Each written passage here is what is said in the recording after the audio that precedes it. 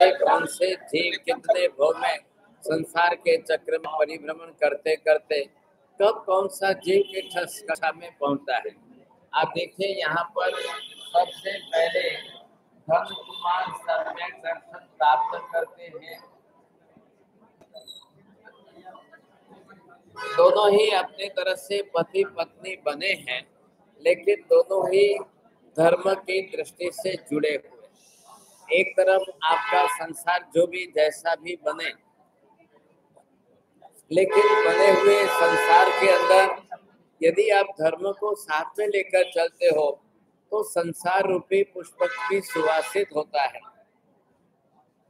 धन और धनश्री पति पत्नी के संसार के संबंधों में जुड़े हैं, लेकिन धर्म के साथ जुड़ करके दोनों जीव सम्यक दृष्टि बने। अब देखिए सबसे बड़े आश्चर्य की बात यह है कि दोनों जीव अपनी तरफ से जिस संसार में जैसे साथ में चल रहे हैं, फिर दोनों के संबंध बनते जा रहे हैं और दोनों संबंध से जुड़ते जा रहे हैं।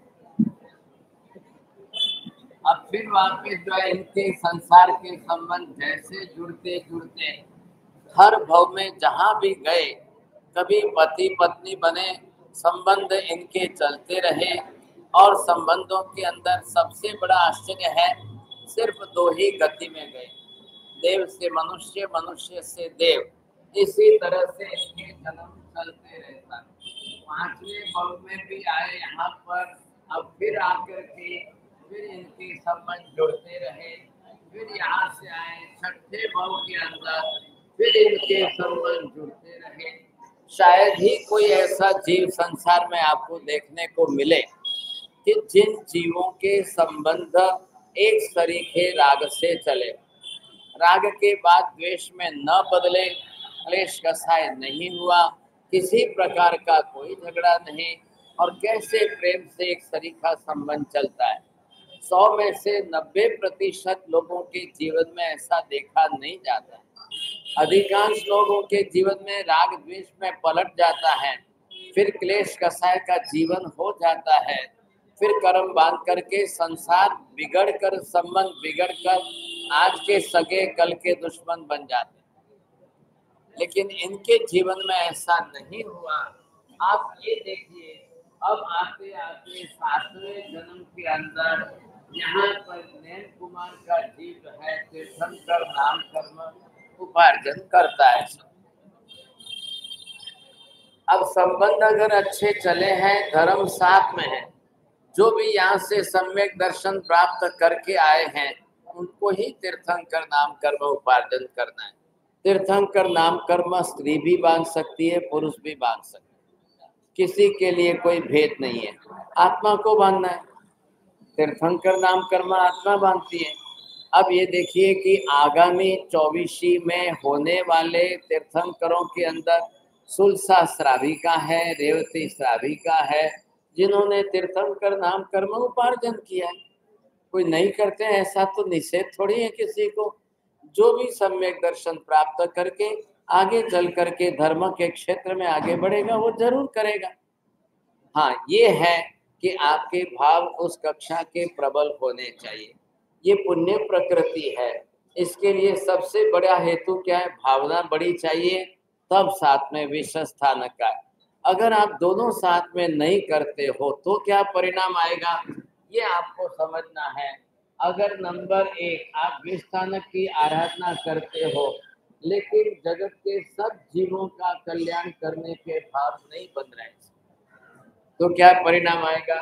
नंबर 2, आप विस्थानक की आराधना भी कर रहे हो और जगत के समस्त जीवों के कल्याण की शुभ भावना भी आपकी प्रबल है, तो ही आप तीर्थंकर नाम कर्म उपार्जन कर सकेंगे। नंबर 3, अगर आप विस्थानक की आराधना नहीं कर रहे हो, अकेले ही जो है, तो इसमें 20 पद की नहीं हो, शायद 1 पद की भी आराधना हो जाए तो भी तीर्थंकर नाम कर्म उपार्जन हो जाएगा। आपको आश्चर्य लगेगा, महावीर के जीव ने 20 पद की आराधना की, लेकिन श्रेणिक राजा ने सिर्फ 1 ही पद की आराधना की। तो 1 पद की आराधना भी आपको तीर्थंकर नाम कर्म उपार्जन करा। लेकिन एक पद की आराधना जब इतनी उत्कृष्ट होगी ताकि दूसरे 19 पदों का समावेश उसमें साथ में हो जाए। अब चौथे का प्रश्न नहीं है कि जो दोनों में से कुछ भी ना करे तो उसके लिए कोई तीर्थंकर नाम कर्म उपार्जन नहीं होता। आप देखेंगे 100 में से 90% जीव विस्थानक तो बहुत करते हैं, लेकिन मारा पड़ोसीનું પણ ભલું થાય એટલો ભાવ નથી આ, तो फिर उनको विस्थानक करने से भी तीर्थंकर नाम कर्म उपार्जन नहीं। अब आज भी देखने जाओ विस्थानक की आराधना करने वाले तो मुंबई में हजारों लोग मिल जाएंगे। अब तीर्थंकर तो 24 ही होते, तो हजारों लोगों के विस्थानक की आराधना का क्या होगा। लेकिन साथ में सभी जीव करु शासन रसी के भाव आएंगे तब जाकर के सार्थकता है, नहीं तो नहीं। अब इसके अंदर यहाँ इन्होंने तीर्थंकर नाम कर्म उपार्जन किया। ये यहाँ से बहुत ऊंचे सर्वार्थ सिद्ध विमान में जाकर के देव बने हैं। अब ये भी यहाँ से ऊंची कक्षा में गई। अब लास्ट में अंत में आते आते 9वें भाव में ये नेम कुमार और ये राजुल बन रही है। अब इनको अपनी तरफ से मोक्ष में जाना है तो राजुल भी जा रही है। ऐसा एग्जाम्पल दूसरा मिलना बहुत मुश्किल है। सोचिए यहाँ पर नेमिनाथ भगवंत अपनी तरफ से जो है चित्रा नक्षत्र में चंद्रमा का योग प्राप्त होने पर उनके सभी कल्याणक बहुत अच्छे। आप गए होंगे यूपी में शौर्यपुरी नगरी है, वहां पर जो है शिवा देवी माता समुद्र विजय राजा उनकी कुक्षी के अंदर जो है अब ये अपनी तरफ से सर्वार्थ सिद्ध विमान में 33 सागरोपम का आयुष्य पूर्ण करके वहां से उतरते हैं। अर्थात कार्तिक वधी 12 के दिन मध्य रात्रि में वहां से अपराजित विमान से और 32 सागरोपम का आयुष्य पूर्ण करके उतरे और शौर्यपुरी में शिवा देवी माता की कुक्षी में पधारे। अब ये नेमिनाथ भगवान का च्यवन कल्याणक हुआ है। अब भगवान माता के गर्भ में है, 14 स्वप्न आएंगे, सब कुछ वही होगा।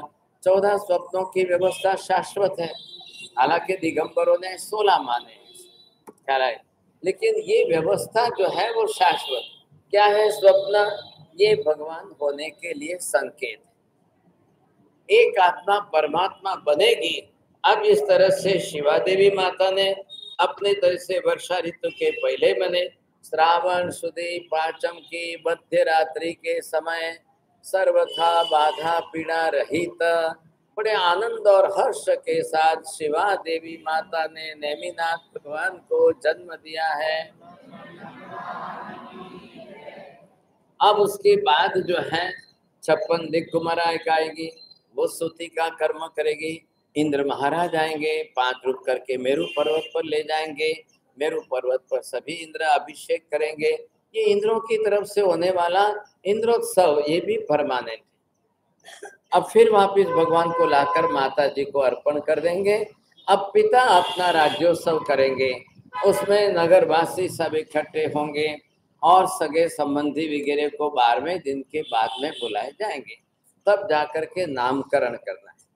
अब स्वप्न लक्षण पाठक ज्योतिषी वगैरह सब आएंगे, उस समय की राशि कुंडली के हिसाब से अक्षर नाम बताएंगे।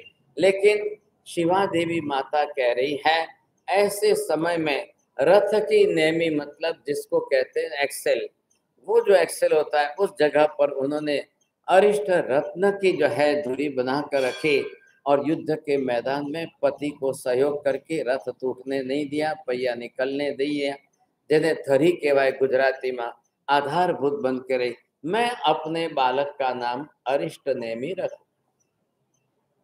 लोगों को अरिष्ट नेमी इतना बड़ा लाभ बोलने में जरा कठिनाई होती है, तो लोगों ने नेम कुमार शॉर्ट फॉर्म में कर दिया साहब।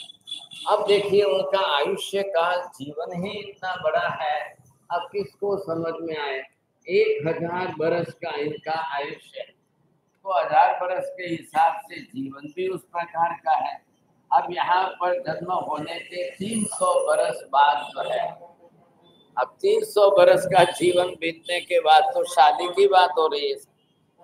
तो भी जीवन आयुष्य 1000 वर्ष तो छे तो ये प्रमाणित था। हमारा है ही 70-80 का है, तो 20 वर्ष में शादी होनी चाहिए था। ऐसी स्थिति के अंदर काल, अब यहाँ नेमिनाथ नेम कुमार को जिस समय में ये अपना काल देख करके युवावस्था में समझ करके अब इनको अपनी तरफ से सुयोग्य समझ करके कैसे इनको जो है किस तरह से बड़ा जान करके अब माता पिता आदि विशेष विचार करने लगे था। अब इनको विशेष विचार करने के समय ये भी युवक है, सभी तीर्थंकर अपनी तरह से शरीर से निरोगी काया लेके, एक भी तीर्थंकर घर बिस्तर में पड़े रहे, रोग बीमारियों में रड़ते रहे, ऐसा भी नहीं हुआ सर। अब ये अपनी तरह से युवक है, राजकुमार हैं, तो पहले श्री कृष्ण के चचेरे भाई यादव कुल के साथ जुड़े हुए हैं। और ऐसे समय एक बार आयुधशाला के अंदर धनुष उठा करके शंख बजा दिया, जो शंख वासुदेव के सिवाय दूसरा कोई बजा ही नहीं सकता है। और ऐसी स्थिति में नेम कुमार ने शंख बजाया, श्री कृष्ण को आश्चर्य हो गया, कौन दूसरा आया भाई? एक साथ में दो चक्रवर्ती भी नहीं होते, एक साथ में दो वासुदेव बलदेव नहीं होते, एक साथ में दो तीर्थंकर भरत में नहीं होते। आप समझिए, एक सिस्टम चलती है, समझे, एक बार में एक ही होंगे। तो श्री कृष्ण को शंख की आवाज सुनकर के आश्चर्य हुआ, कौन आ गया? ऐसी स्थिति के अंदर आकाशवाणी हुई, आप चिंता मत करिए, सबसे ज्यादा विपुल बल मात्र तीर्थंकर का ही होता है। चक्रवर्ती भी इनके सामने कुछ नहीं, वासुदेव बलदेव भी इनके सामने कुछ नहीं। आप बिल्कुल ये यहाँ पर जो है श्री कृष्ण अपनी तरह से इस आकाशवाणी को सुनकर निश्चिंत तो हो गए, चला अब जाकर के ये निश्चिंत हुए। लेकिन यहाँ योगानुयोग दो के बीच में शक्ति परीक्षण चला। अब दो के बीच में शक्ति परीक्षण के अंदर दूसरा युद्ध क्यों करना? पंच जो है 5 प्रकार के नक्की किए, आप दोनों आपस में देख लो भाई। तो जैसे ही नेम कुमार ने हाथ लंबा किया और श्री कृष्ण को कहा, आप मोड़ के देखो, समझे। अब नेम कुमार का शक्ति बल इतना था कि श्री कृष्ण हाथ नहीं मोड़ सके, तो लटक गए तो उनका मुंह बंदर जैसा हो गया। तो हरि नाम बोला, हरि मतलब बंदर होता है संस्कृत में, तो ऐसे जो है उनका नाम रखा। आज भी लोग हरे राम हरे कृष्ण हरि हरि, अब ये हरि हरि उन्होंने नाम क्यों रखा है, किस तरह से, उनको कोई पता नहीं, उनके पास इतिहास नहीं है। चला, सवाल ये है कि हिंदुस्तान के अंदर 2 धाराएं चली है। हिंदू धर्म ने अपनी धारा के अंदर अपने तरीके से व्यवस्था बैठाई और जैन धर्म ने अपने तरीके से। तो जैन रामायण, जैन महाभारत, जैन ब्रह्मचर्य ग्रंथ लिखे गए, उसमें इस तरीके से ग्रंथों में वर्णन आ रहा है, ये विशेषता मुख्य है। तो यहाँ पर इन 5 प्रकार के युद्ध में नेम कुमार जी, शक्ति परीक्षण हो गया। शक्ति परीक्षण में ये स्पष्ट हो गया कि नेम कुमार अतुल बलशाली है। अब इनका बल, इनकी शक्ति प्रबल कक्षा की है। ऐसी स्थिति के अंदर अब जो है नेम कुमार बड़े हुए, तो इनको शादी के लिए कैसे समझाया जाए साहब। अब नेम कुमार या सभी तीर्थंकर के बारे में आपने एक बात तो समझी है कि जन्म से गर्भ से मति श्रुत अवधि ज्ञान से पूर्ण है। तो जब इनका मति श्रुत पूरा है, अवधि ज्ञान से पूरा है, तो इनको मालूम है कि नहीं मेरी शादी कब होगी, मेरी दीक्षा कब होगी, मेरा जीवन क्या क्या सब दिखाई दे रहा है कि नहीं दिखाई दे रहा, क्या घटना घटेगी, क्या होने वाला है, सब मालूम है। लेकिन जो जितने ज्यादा ज्ञानी हो उतने ही ज्यादा गंभीर हो, उसी में उनकी शोभा है। गंभीरता का गुण चला जाए, जेने गुजराती में हाव छीछरापणું કહેવામાં આવે કે એમના પેટમાં એકે વાર ટકે જ નહીં, સમજ્યા કે નહીં, તો ભાગશાળી એમનું જીવન તો આખું કેવું હોય સમજ્યા। હવે આ બેની અંદર તમે સરખામણી કરો સ્ત્રી અને પુરુષ, તો બેની અંદર ગંભીરતાનો ગુણ કોનામાં વધારે જોવા મળે? તમે તમારે બીજાનું નામ નહીં, તમારું આજે જાગે રહેવું।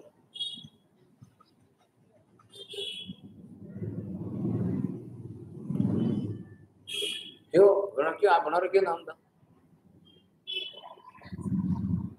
बहुत मुश्किल बात है, समझे कि नहीं। ऐसी स्थिति के अंदर जब आप ये देखिए, नमामि वीरम गिरिसारधीरम, क्या कहते हैं, ગંભીરતાની અંદર ગિરિસાર મેરુ પર્વત જેવા ધીર વીર અને ગંભीर જે છે ख्याल है गंभीरता चाहिए। कहाँ कौन सी बात बोलनी या नहीं बोलनी, कहाँ चुप रहना ज्यादा अच्छा है, कहाँ नहीं बोलना ज्यादा अच्छा है, और जब सही समय आवे तभी बोलना, बिना बेमतलब का बोलना ही नहीं, निरर्थक बोलना ही नहीं, समझे कि नहीं। इतनी गंभीरता किस में आ सकती है। ये भी गंभीरता बहुत बड़ा गुण है, सर्वथा सामान्य रूप से तो नहीं आती। शिवा देवी माता वो चिंता करिए कि दीकरो હવે મોટો થઈ ગયો છે, હવે પરણાવો તો જોઈએ કે નહીં। हर माँ की इच्छा रहती है कि घरे बहू लावे, बहूना छोकरा रमाड़शो, मजे વધારે इच्छा है कि नहीं वह। तो अब ये आपकी स्वाभाविक रीत से होती रहती है। ख्याल है कुछ भी हो वो अपना सब कुछ छोड़ करके अपने पोते को और अपना खिलाने के लिए ज्यादा राजी रहती है। ऐसी स्थिति में शिवा देवी ने कहा कि दीकरो हवे क्वाइट यंग युवक है, अब उसकी शादी करनी जरूरी है। ये बात फैला दी। बात फैलाते फैलाते समुद्र विजय राजा को कह दिया, चलो अब देखो भाई कौन करवा जाए, यहाँ दीकरी वाला वर शोधवा जाए कि दीकरा वाला कन्या शोधवा जाए। कोई वैसा अपने संसार में कौन जाए, तो ये कौन है, तो ये क्यों जाए, क्यों गलती करे, तुम्हारे यहाँ दीकरा वाला जाए। अब यहाँ पर शिवा देवी माता ज्यादा उतावल कर रही है। इनको क्या जरूरत है इतनी उतावल करानी। संसार के रिवाज, संसार के व्यवहार इनको समझ में नहीं आ रहे थे क्या। लेकिन ऐसी स्थिति के अंदर बड़ी मुश्किल से बेटे को शादी के लिए मनाया है। आठों श्री कृष्ण की गोपियां, क्योंकि श्री कृष्ण मन में एक बात जानते हैं, आकाशवाणी हो चुकी है कि ये कुमार अवस्था में ही दीक्षा लेने वाले, ये शादी करने वाले नहीं है। श्री कृष्ण ने मौन रखा, सब गोपियों को कह दिया कि मनाओ तमे बधाए भेगी थई। એટલે એમને શું કર્યું, પછી રમતા રમતા સ્વિમિંગ પુલની અંદર પિચકારી ભરીને જે છે થોડાક પિચકારીથી રમાડવાની કોશિશ કરી, પણ નેમ કુમાર અંદરથી આટલા ગંભીર હોવા છતાંય આ બધાની સાથે રમે છે કેમ। अब उसके बाद से होली शुरू हो गई। चलो भाई मनावा होए तो रंग भरीने पिचकारी नाखो, ऐसे करके मनाओ, कैसे भी करके संसार के रंग राग में उसको बिल्कुल राजी करना है। महावीर स्वामी कर्म शास्त्र में क्या कह रहे हैं कि जेनु वेद मोहनीय कर्म उछलतुं होय एने कई शीखवाडवानी जरूर नथी, एनी मेळे एनामां रंग राग आवी जाय। और जो संसार के अंदर वेद मोहनीय कर्म जेनी प्रकृतिओ बहुत घटेली होय, ए संसारथी विरक्त होय, एने तमे गमे एटલું રંગવાની કોશિશ કરશો તો પણ નહીં રંગાય। અને જે સંસારના રંગે ન રંગાતો હોય એને પરણાવીને શું ફાયદો। संसारना रंग रागथी विरक्त होवो चाहिए। वैराग्य तो अंतर मन में जागता है, समझे। अब बात यह है कि इनकी गंभीरता इतनी है, सब कुछ जानते हुए, देखते हुए, समझते हुए मौन रहकर गंभीर रहते, नहीं बोलते, एक अक्षर नहीं बोलते। अवसरे बोलवा, सही समय पर बोले। अभी माँ समझाएंगी, गोपियां समझाएंगी, सब समझाएंगे, बात करेंगे, चुपचाप मौन। ऐसी स्थिति के अंदर समय यहाँ पर जो है समुद्र विजय राजा ने बात की। उग्रसेन राजा की राजकुमारी राजुल के साथ सब कुछ तय हो गया, सामने से गए सब। यहाँ लिखा नहीं है, अटर नहीं लग मान्या, दीकरी वाला हामे थी, बेटी वाला हामे थी, शोधवा निकली ने वर्ष शोध्यो छे, ऐसा नहीं लिखा है। अब यहाँ तो शिवा देवी ने कहा है, समुद्र विजय ने भी तुरंत नक्की किया, અને પાછું ચોમાસું છે તો નક્કી कराए। चौमासा धर्म का आराधना के लिए रखा है, चौमासा के बाद में आपकी शादी विवाह सब चलते हैं। ऐसी स्थिति में समुद्र विजय राजा ने प्रस्ताव भेजा, उग्रसेन राजा ने स्वीकार लिया, अपनी दिक बेटी राजकुमारी के लिए सब तय हो गया। चलो भाई शादी नक्की कर लो।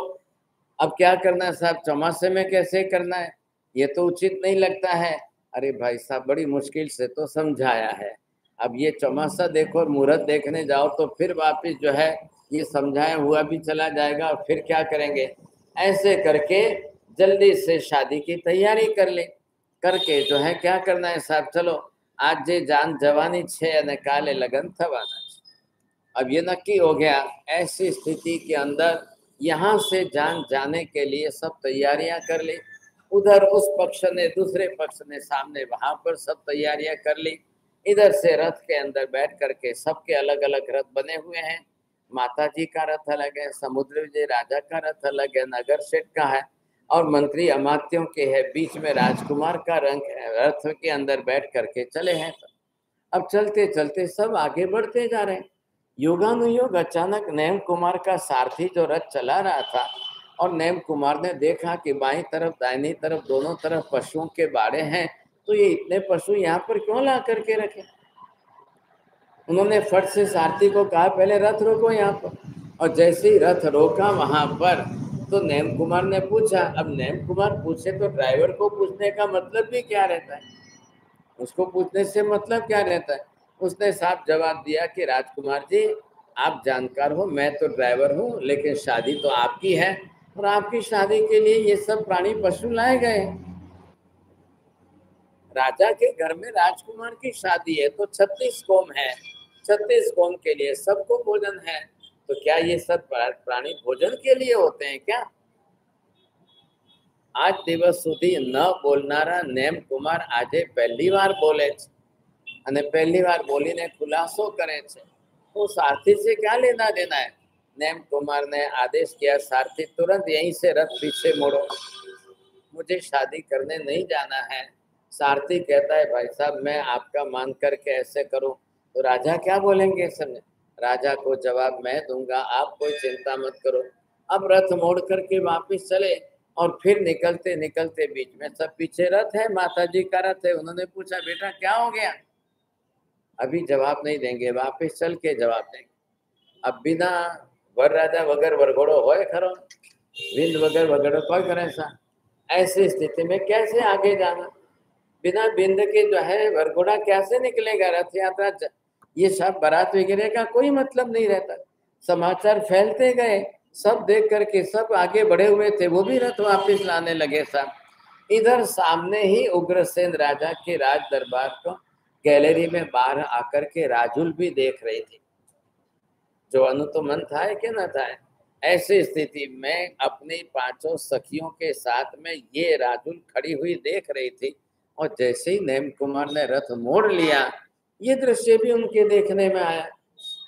राजुलना माटे तो जीवननो प्रश्न छे, अरे ये क्या कर दिया। शादी करने के लिए आए और रथ मोड़ करके वापिस क्यों जा रहे हैं।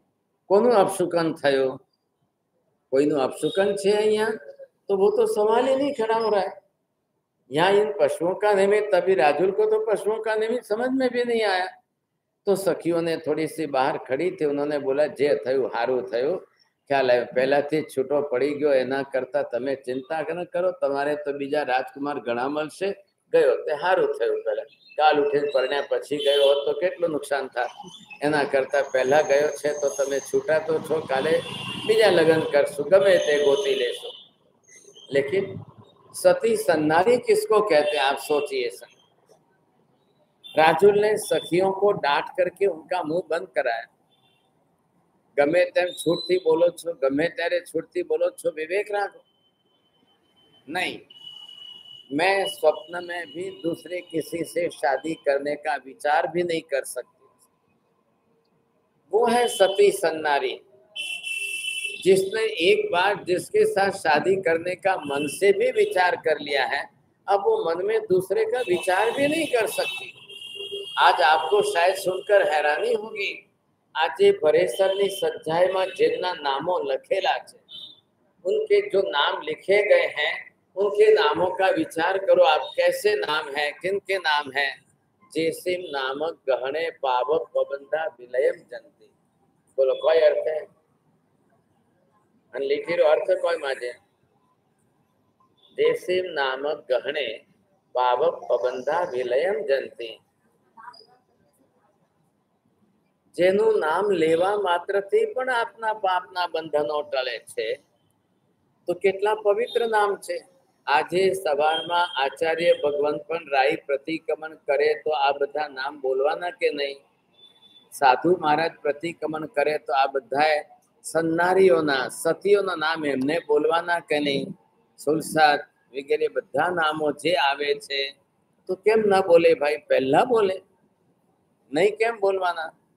જેસીમ નામ ગણે. ઓહો, જેના નામ સવારના પોરમાં જેના નામ લેવા માત્રથી પાપ કર્મના બંધનો ટળતા હોય તો એનાથી વધારે શું જોઈએ છે?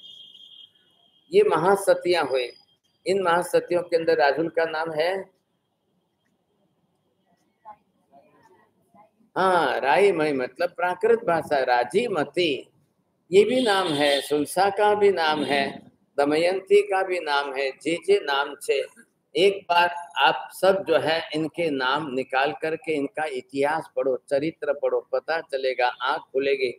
भूतकाल के कैसे कैसे महान आत्माएं हुई, किन परिस्थितियों के कैसे अंदर લોટ દળવાની ચાળણી થી જે છે કાચા સૂતરના તાતણાથી ચાળણી બાંધીને કૂવામાં નાખીને પાણી કાઢવું અને એ પાણી છાંટવું ભાગશાली। असंभव जैसी बात बनती है क्या कभी? संभव भी है, लेकिन हुआ ऐसा और ऐसा किया भी सही। इस तरह से ये सब महासतियों के नाम। लेकिन आश्चर्य इस बात का है, उसी काल में सब महासती हुई, उसी काल में महासतियों के नाम लिखे गए। आज के काल में कोई नहीं होती है। बोलो, તમારું નામ લખવું છે? ભરેસરની સજાય में આપણું નામ લખવાનું છે? नहीं, ना पड़े। बोलो, क्यों आज कोई सती क्यों नहीं होती है? उसी काल में सभी सती सन्नारी हुई, महासती उसी काल में। आज क्यों नहीं हो रही है? क्यों नहीं हो सकती है? कोई होना संभव नहीं है, ऐसी बात थोड़ी है। लेकिन अब क्या कारण है कि जो सब इसी काल में हुई है? आज के काल में कोई आप नाम भी नहीं सुने, कोई नाम नहीं। अब यहाँ पर आप देखिए कि जिन जिन कारण निमित्त से ये नेम कुमार तो वापिस लौट गए। अब सारा ही परिवार बारात जो है वो सभी लौट जाए। सब ने आकर के नेम कुमार को समझाने की कोशिश की। इसका मतलब ये नहीं है कि पशु के हिंसा है। अब राजघराने में है, राजा के राज दरबार में है, राजघराने में शादी होती है तो सारे नगर के 36 कौम है। अब सब कौम को आदेश दे दिया गया है, जिनको जो अपनी अपनी तरफ से करना है वो यहाँ ला करके राज भंडार में से ले जाए सब। लेकिन राजघराने में खाते हैं ऐसा अनिवार्य नहीं होता। तो 300 बरस तक ये भी तो घर संसार में रहे हैं ना। शादी करने तो आज निकले हैं, शादी में ही पशु आए तो 300 बरस तक घर में कोई पशु प्राणी नहीं आए। इनके घर में कोई मांसाहार आता था कि बनता था कि क्या होता था? कुछ भी नहीं था। अब नेम कुमार अपनी तरह से विरक्त वैरागी हो गए। कहाँ जा रहे हैं?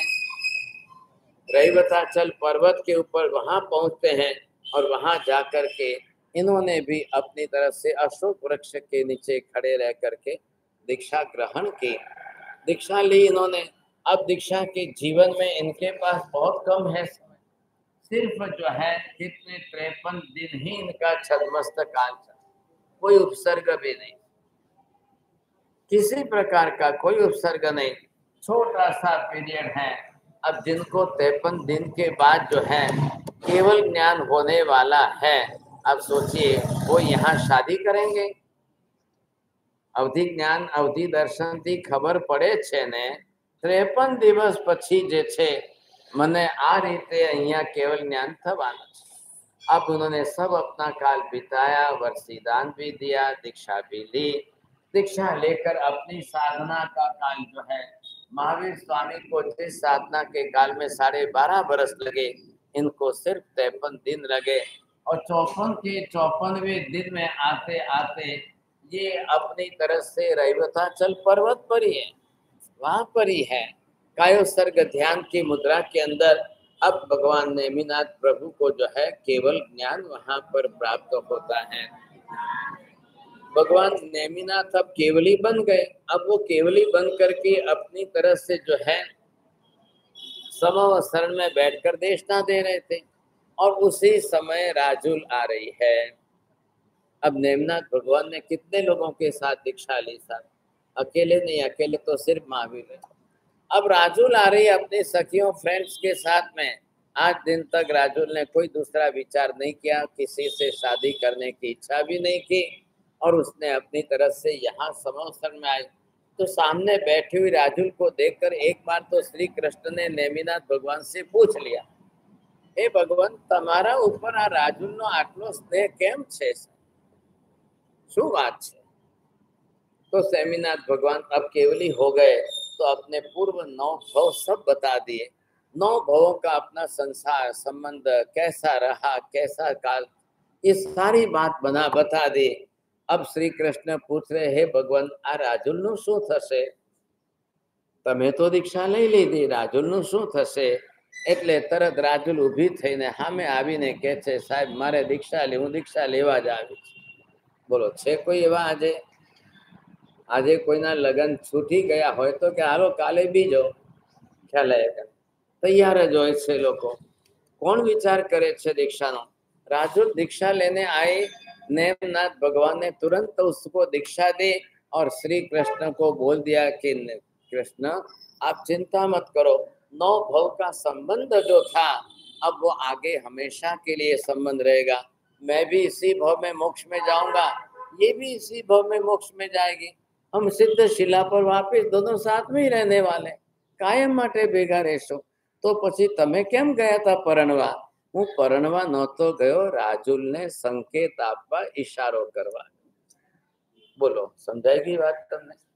મારે ક્યાં પરણવું હતું? તો નહોતું પરણવું તો હું કામ ગયા હતા? ખોટું નકામું નાટક કર્યું, આટલી આખી જાન લઈને ગયા ને કેટલું બધું જે છે। અરે ભાઈ, સમય કે लिए वो भी आवश्यकता थी। ખાલી જે છે રાજુલને ઈશારો કરવાનો કે એની સામે નજર જુએ ને હું ત્યાંથી પાછો વળું, એટલી જ જરૂર હતી। કઈ બોલવાની જરૂર વગર બોલે ઈશારામાં બધું જ કહી દીધું અને રાજુલ તરત સમજી ગઈ। कोई नेम कोई नाराज થઈને खींचाઈને रिसाઈને गया છે એવું तो છે नहीं। अब वो तो उन्होंने छोड़ दिया, अब शादी नहीं करनी, अब संसार ही छोड़ के निकलना है। तो राजुल ने भी दीक्षा ली, तो बहुत सारू थયું કે ना थયું? अब निकल गए दोनों ही जो है संयमी जीवन की साधना में। आ भले नेमिनाथ ने केवल ज्ञान वહેલું થયું, રાજુલ ने आज नहीं तो काले मोटું વહેલું केवल ज्ञान થવાનું જ છે। केवल ज्ञान થયા વગર तो मोक्षे जवाતું જ નથી। ऐसी स्थिति के अंदर जब यहाँ पर ये अपनी तरह से नेम कुमार जो है अब वो केवल ज्ञान प्राप्त करके जब मोक्ष में जाएंगे, राजुल भी जाएंगे। હવે રાજુલને દીક્ષા તો થઈ ગઈ અને એક વખત એ પણ ગિરનાર પર્વત ઉપર ચડી રહી હતી ત્યારે રસ્તામાં વરસાદ થઈ ગયો। આ વરસાદ થઈ ગયો તો ક્યાંય ઊભા રહેવું જેવું કઈ નથી, તો પાણીમાં પલળી ગયા તો સામે જાય છે જતા જતા જતા एक गुफा आई। गुफा में गए, वहां पर अब देखा गुफा है, अंधकार है, तो गीले कपड़े सुखा दो भाई। लेकिन जैसे ही गीले कपड़े सुखाए तो इधर जो है रथनेमी पहले से बैठे थे।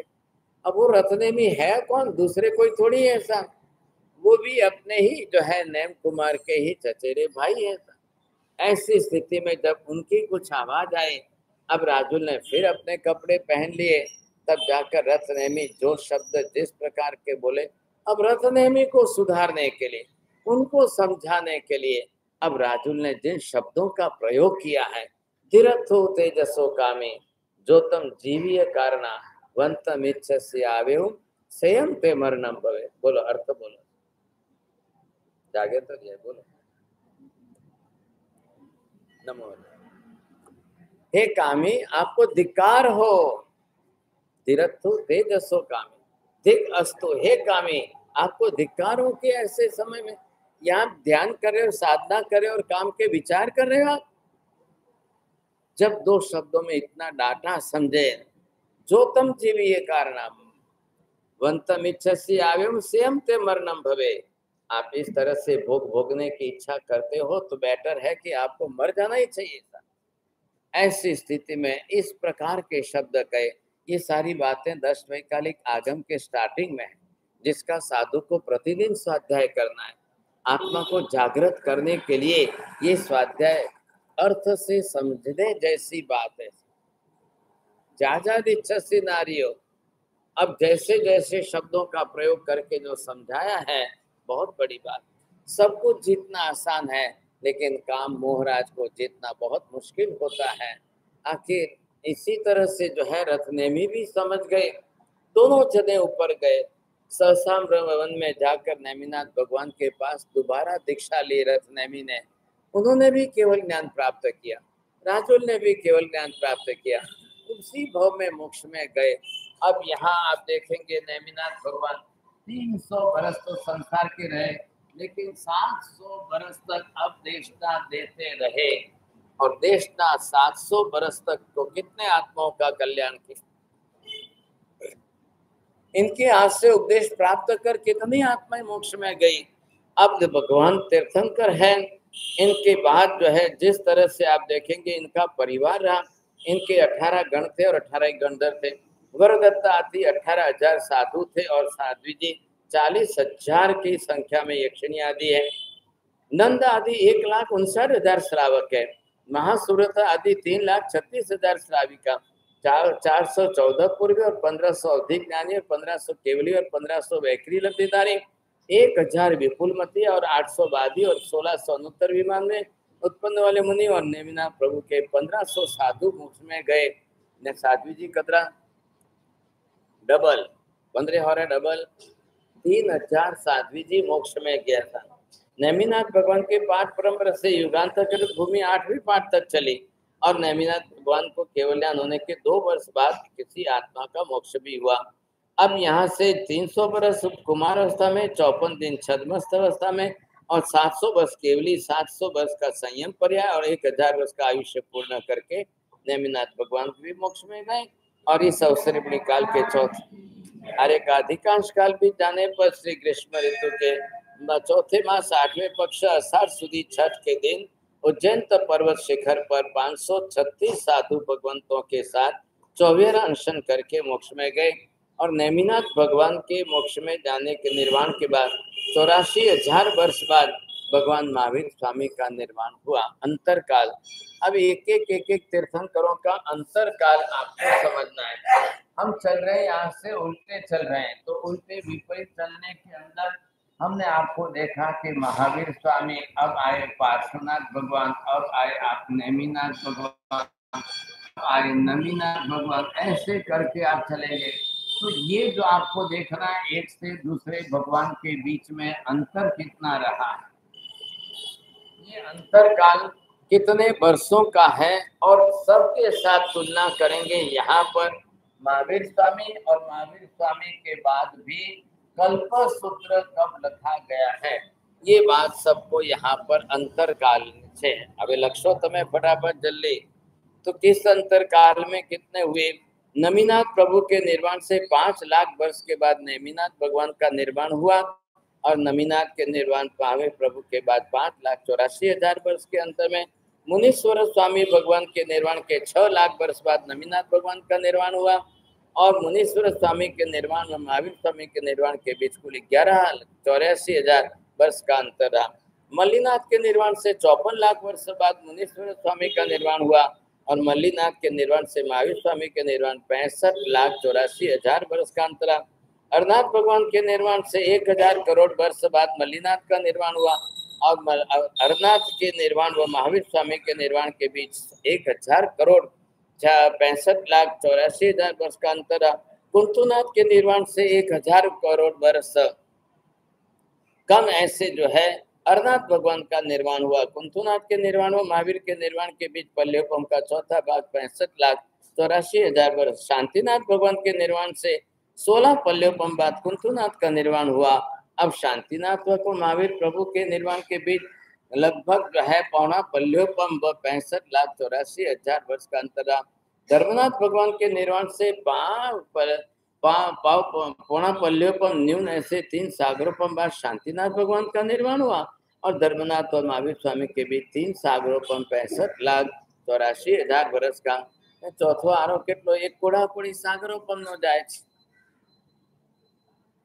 अब जो है अनंतनाथ भगवान के निर्वाण से 4 सागरोपम बाद धर्मनाथ का निर्वाण हुआ। अनंतनाथ और महावीर प्रभु के बीच निर्वाण के बीच 7 सागरोपम 65,84,000 वर्ष का अंतर। विमलनाथ भगवान के निर्वाण से 9 सागरोपम बाद अनंतनाथ भगवान का निर्वाण हुआ और विमलनाथ और महावीर प्रभु के निर्वाण के बीच 16 सागरोपम 65,84,000 वर्ष का अंतर। वासुपति स्वामी के निर्वाण से 30 सागरोपम बाद विमलनाथ भगवान का निर्वाण हुआ। अब वासुपति स्वामी के निर्वाण व महावीर स्वामी के निर्वाण के बीच 46 सागरोपम 65,84,000 वर्ष का अंतर।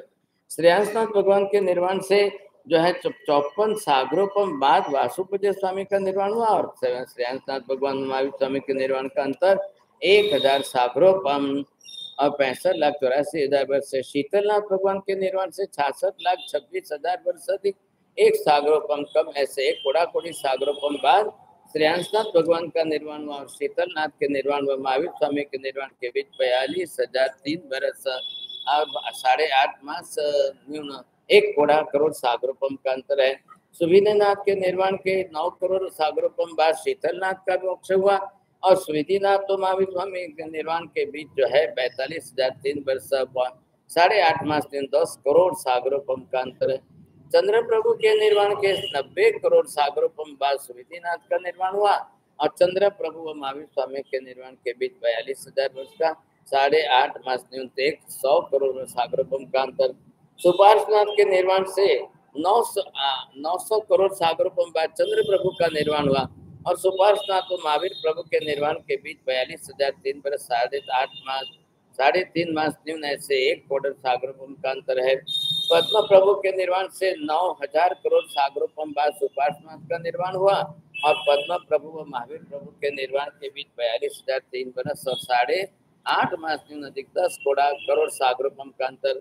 सुमतिनाथ के निर्वाण के 90,000 करोड़ वर्ष सागरोपम बाद पद्म प्रभु का निर्वाण हुआ तब सुमतिनाथ और महावीर प्रभु के निर्वाण के बीच 42,003 8.5 मास न्यून 1 लाख करोड़ सागरोपम का अंतर है। अभिनंदन स्वामी के निर्वाण के 9 लाख करोड़ सागरोपम बाद सुमतिनाथ का निर्वाण हुआ और अभिनंदन स्वामी व महावीर स्वामी के निर्वाण का अंतर 42,003 वर्ष 8.5 मास न्यून 10 लाख करोड़ सागरोपम का अंतर है।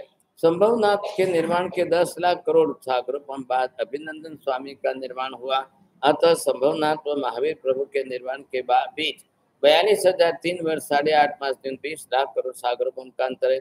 अजितनाथ के निर्वाण के 30 लाख करोड़ सागरोपम बाद संभवनाथ का निर्वाण हुआ और अजितनाथ व महावीर प्रभु के निर्वाण के बीच 42,003 वर्ष 8.5 मास 50 लाख करोड़ सागरोपम का अंतर। अब यहाँ पर ऋषभदेव भगवान के निर्वाण के बाद 50 लाख करोड़ सागरोपम न अंतर बाद अजितनाथ भगवान નું निर्वाण થયું। अब ऋषभदेव से महावीर स्वामी अंतर 42,003 पर 8.5 मास 1 कोड़ा कोड़ी सागरोपम का अंतर है। उसके 980 वर्ष बाद कल्प सूत्र का प्रारंभ हुआ। चलिए अब हम यहाँ पर विशेष रूप से देखते हैं आदिनाथ भगवान का जीवन प्रसंग। भाई एक एक तीर्थंकर भगवान बने तो है, उनका भी भूतकाल आखिर कैसा, किस तरह से वे आदिश्वर भगवान बने, कैसे बने सोचिए। तो यहाँ पर इनका भी जीवन इसी प्रकार का चल रहा है। सर्वप्रथम ये धन सार्थवान है, इन्होंने इस जन्म के अंदर सबसे पहले सम्यक दर्शन प्राप्त किया है। योगानु एक सार्थवा मतलब क्या है, एक नगर से जब विदेशों में बाहर जाते हैं अनाउंसमेंट करके सबको साथ में ले जाते हैं, भाई जिसको भी धंधा व्यापार करना है साथ में चलिए, आपकी जान माल की रक्षा जो है धन सार्थवा करेंगे, आप अपना अपना व्यापार करना। नगर वासियों ने सबने अपना अपना माल बना कर लिया और फिर बाद में चलने लगे। तो यहाँ धर्म गोस्वामी आचार्य महाराज आए, उन्होंने कहा भाई हमारे भी साधु छोटे बड़े हैं, क्या आपके साथ हम भी चलें? तो कि तुम्हारे क्या धंधों करते हैं, हमको व्यापार नहीं करना है, लेकिन आप जिस गांव नगर में जाओगे हम वहां पर लोगों को उपदेश करेंगे, धर्म तो प्रचार करना है, धर्म तो लोगों को सिखाना समझाना है। तो पधारो आप। अब साधु महाराज रोज साथ में चल रहे हैं, ये लोग अपने बहे रसोई बनाकर भोजन कर लेते हैं, लेकिन इनको तो कोई पूछते ही नहीं है, बहराते भी नहीं है, अब किसी को मालूम ही नहीं है। एक दिन बीत गया, 2 दिन बीत गए, 4 दिन गए, रोज 50 किलोमीटर चलना है, सुबह भी चलना है शाम को भी चलना है, और कोई पूछते भी नहीं है, ना कोई पानी बहराते हैं ना कोई आहार दे रहे हैं। अब किसी को पता ही नहीं है तो करे तो क्या करे। ऐसी स्थिति में 8-10 दिन बीत गए। अब 10 दिन के अंदर रोज के 50 किलोमीटर कितना हो जाए भाई साहब, और छोटे साधु भी है। योगानुयोग दोपहर के 2-3 बजे के टाइम पर जो है साधु मुनिराज जो है विहार कर रहे चल रहे थे, तो ये भाई साहब दंसार्थवा सामने आए, दूसरे भी 2-3 लोग आए। पूछा आप इतनी मुश्किल से चल नहीं पा रहे हो, आप साथ में तो चल रहे हो? तो क्या हाथ चल रहे हैं, तो आप तो कभी भोजन करने तो नहीं आते, हमारे तो व्यापारी सब लोग आते हैं अपना अपना भोजन करने, तो आप कहाँ जाते हो, आप क्यों नहीं आते हो? तो उन्होंने समझाया साधु आचार ऐसा होता है, हमको तो जो भिक्षा में गोत्री में मिले वो लाकर हम अपने स्थान में करते हैं, तो फिर आपने पहले बोला क्यों नहीं? तो इतने दिन आपने क्या किया? बोले हमने कुछ भी नहीं किया। तो चल रहे हो आप? बरोबर चल रहे हैं। बिना खाए पिए चल रहे हो? बिल्कुल चल रहे था। पर तुम्हारे तो नाना साधुओं छे, बीजा छे, बधाने तकलीफ, तो भाई अब क्या करेंगे? अब कैसे चले? हम जंगल में आपके साथ ही चल रहे हैं, आपके बिना कहाँ जाए? तो बड़ा अफसोस हुआ धनसार। तो परिणाम से बहुत नम्र विनयी था, अनजान में, पता नहीं है और जानता ही नहीं है, कुछ पता ही नहीं, ख्याल नहीं, संस्कार नहीं है, तो बड़ा अफसोस हुआ। तुरंत उसने जाकर रसोई में पूछा, भाई क्या है? तो क्या बात, तेरे तो कई नहीं, बधु पति गयो छे रसोड़ू तो। क्यों नहीं? कैसे नहीं? कैसे है? अरे अभी साधु संत है, हमने अभी आज दिन तक कभी कोई आहार पानी इनको कुछ नहीं दिया। योगानुयोग उस समय एक बैलगाड़ी के अंदर घी के डब्बे लेकर के आ रहा था रसोई के लिए, क्योंकि जिस गांव में जाते हैं वहां से जो मिलता है वो लेकर के खरीदते हैं। अब वो घी के डब्बे लेकर के आ रहा, तो धनसार्थवा ने उनको देखा, उसको रोका और पूछा क्या है? बोले घी है। उसने एक डब्बा उठा लिया। एक डब्बा उठाकर रसोड़ा मत ले जाए छे, तो क्या बात है? तो उसने सीधा उठा करके महाराज सबको पूछा, महाराज साहब ये लो। भाई क्या है? तो घी है। क्या ऐसे कैसे भाई, क्या करेंगे? ना ना डब्बो राखो ने साहब, તમે વાપરતા રહેજો ને। तो કે भाई અમારો આચાર જરા આવો છે કે તમે આમ બોરાવશો तो કે चलो भाई आप ले लो। फटाक से डब्बा खोला। गुरु महाराज ने विचार किया, इतने दिन से चल रहे हैं, अब कोई भी नहीं और सामने शुद्ध आहार मिल रहा है, तो तुरंत उन्होंने एक तरफ नहीं रख दी भाई बेरा कि पानी तो नहीं ने घी है, तो બધા આટલા સાધુઓ છે તો શું વાપરશે, શું કરશે? धनसार्थवा ने अपने विशुद्ध भाव से अखंड धारा से घी बना।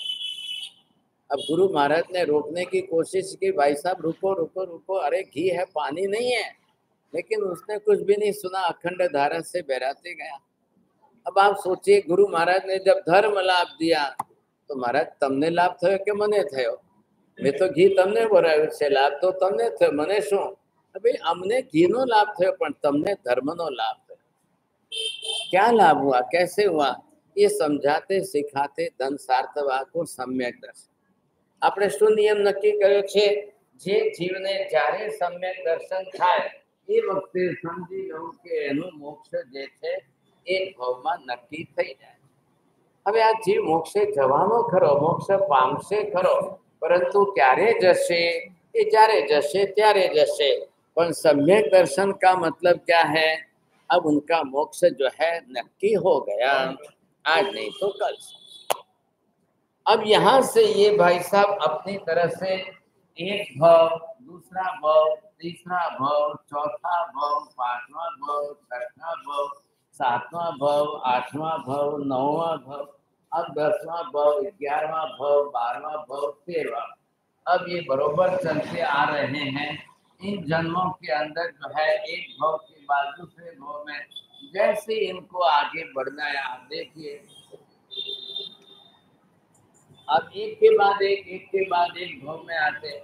ना तो किसी के साथ रागद्वेष है, ना किसी के साथ वैर है, ना कोई इनका दुश्मन बनना है, ना कोई कुछ, और सिर्फ दो गति में, देव से मनुष्य, मनुष्य से देव। कोई तिरंग में नहीं, कोई नरक में नहीं, कुछ भी नहीं। यहाँ आते आते इन्होंने वज्र तीर्थंकर, ये उस समय तीर्थंकर नाम करने यहाँ उपार्जन किया। ये सर्वार्थ सिद्ध विमान में गए। अब यहाँ आकर आदिनाथ भगवान बने।